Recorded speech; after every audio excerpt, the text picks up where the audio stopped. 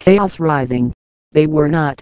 Soon, after the war was over, strange reports began to filter in from the far corners of creation.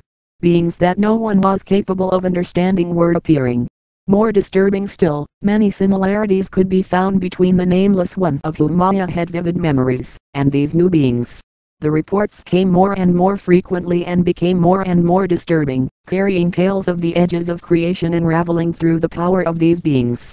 As this attack on creation itself grew and spread, the gods once again marshaled their forces. This time, however, they all participated. Hontalnath and his alder were there, mounted on their great dragons.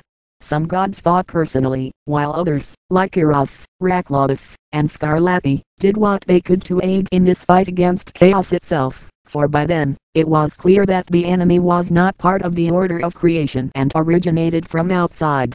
Scarlatti and his followers wove highly structured music to combat the discord.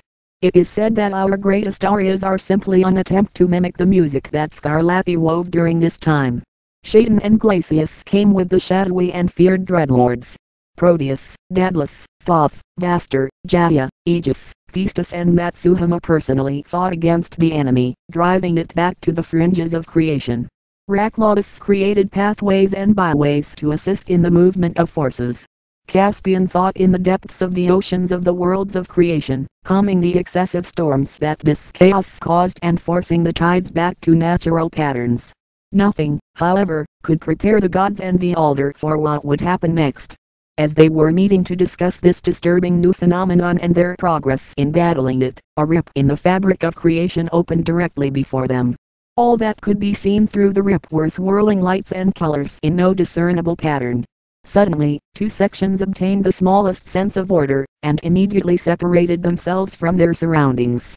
These beings we shall call entropy and discord, for they originate from a place where names have no meaning, where organized thought is not known and where the mortal mind would be rendered instantly insane were one unfortunate enough to experience it.